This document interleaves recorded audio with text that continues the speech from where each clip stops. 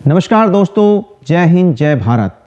पिछले वीडियो में मैंने चर्चा की थी शिशुनाग डायनेस्टी की या शिशुनाग राजवंश की, जिसका जो शासन काल था वो लगभग 413 से लेके और लगभग 345 ईसा पूर्व तक रहा या बीसी रहा। अब हम एक नए राजवंश की बात करेंगे जिसका नाम था नंद डायनेस्टी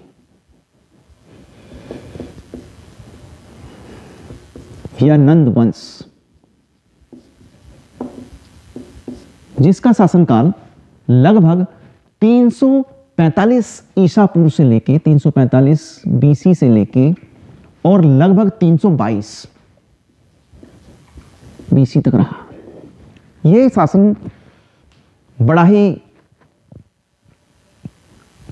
विवादों से पूर्ण रहा, क्योंकि इसके बाद जो उस समय के प्रोफेसर थे, बहुत से बड़े विद्वान थे, आचार्य चाणक्य, उन्होंने नंद साम्राज्य को समाप्त कर दिया था और एक नए वंश का नाम रखा था।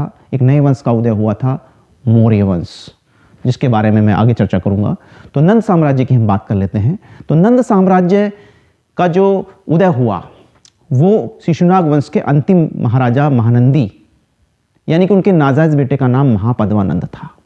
तो महापद्मानंद नामक एक व्यक्ति था, उसने नंद वंश की एक तरह से स्थापना की और यह स्थापना लगभग 345 से 344 ईसा पूर्व में हुई। और पुराणों में भी इसे महापद्मानंद या महाबोधि वंश में उग्रसेन कहा गया है।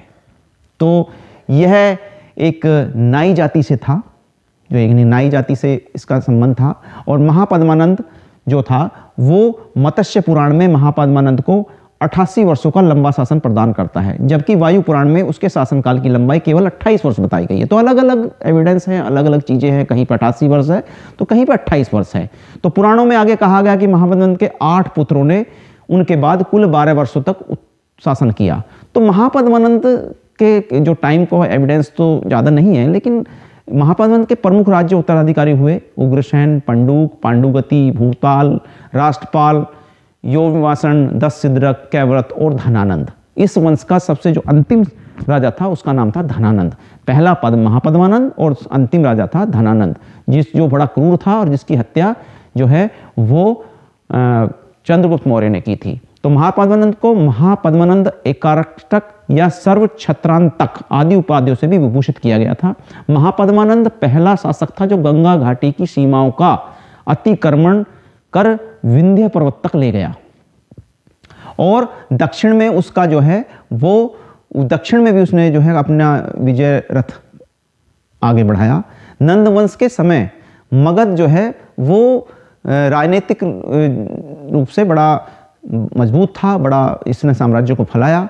और इसका जो एक और दूसरा प्रमुख राजा हुआ है जिसका नाम था धनंद, और अंतिम राजा भी कह सकते हो। तो धनानंद के शासनकाल में भारत पर सिकंदर ने आक्रमण किया। ये प्रश्न बड़ा आता है कि किसके समय में जो है चंद्रगुप्त मौर्य, मतलब मौर्य से पहले सिकंदर एक जो है ग्रीक या यूनान का एक राजा था, उसने यहाँ पर आक्रमण किया था। तो वो शासनकाल कौन सा था? तो आप कह सकते हो लगभग 322 ईसा पूर्व वो शासनकाल था धनानंद का, यानी कि नंद डायनेस्टी का एक राजा था जो अंतिम राजा था, जिसका नाम था धनानंद। तो धनानंद के समय में भारत पर आक्रमण हुआ था और सिकंदर ने भारत में मगध साम्राज्य में अशांति और अव्यवस्था फैला दी थी, जिसका चाणक्य ने बड़ा विरोध किया था, आचार्य चाणक्य ने। धनानंद एक बहुत ही स्वार्थी व्यक्ति था, धन इकट्ठा करता था और बहुत सारी शक्ति उसने अपनी जोड़ ली थी। जनता को विश्वास को कभी नहीं जीत पाया, जनता उसके खिलाफ थी, जनता उसको विश्वास में नहीं ले पाया। वो महापद्मानंद ने महान विद्वान ब्राह्मण चाणक्य, मतलब इसने जो नंद था, धनानंद जो था महापद्मानंद का अंतिम राजा, उसने महान ब्राह्मण जो उस टाइम के प्रोफेसर थे आचार्य चाणक्य, उनका भी बड़ा जो है एक तरह से अपमान किया था। तो आचार्य चाणक्य ने शपथ ली थी कि मैं आपको हटा दूंगा इस राज्य। तो उन्होंने अपनी कूटनीति से धनानंद को पराजित भी करवाया और एक नए वंश का जो है उदय हुआ था और उस वंश का नाम था मौर्य वंश। तो कहने का मतलब यह है कि बहुत सारी चीज़ें दी गई हैं, बहुत सारे राजाओं के नाम भी है, लेकिन महाराजा पद्मानंद और इसके अंतिम शासक महाराजा धनानंद, और ये जो था एक तरह से मतलब महापद्मानंद का ही पुत्र था और नंद वंश का, यानी कि इसके सभी पुत्रों ने थोड़ा थोड़ा राज्य किया था, लेकिन धनानंद जो है वो चंद्रगुप्त मौर्य द्वारा 322 ईसा पूर्व से गद्दी से हटा दिया गया।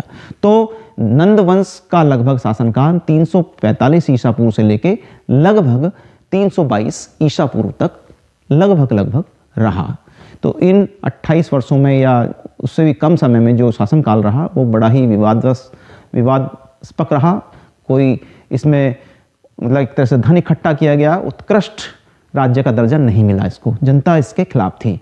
तो ये बहुत पुरानी बातें हैं, बहुत प्राचीन इतिहास की बातें हैं, और ये प्रश्न आने की संभावना रहती है कि आचार्य चाणक्य या सिकंदर का जो शासन यानी कि सिकंदर ने जो यहाँ पर आक्रमण किया वो किसके शासन में किया, तो और दूसरा कि चंद्रगुप्त मौर्य ने किसको हराया।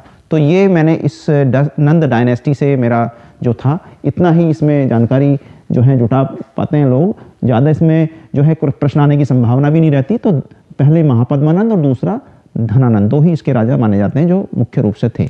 तो मौर्य वंश पे जाने से पहले मैं आप लोगों से विदा लेना चाहूँगा। अगले वीडियो में मैं मौर्य वंश की चर्चा करूँगा। तब तक के लिए नमस्कार, जय हिंद, जय भारत।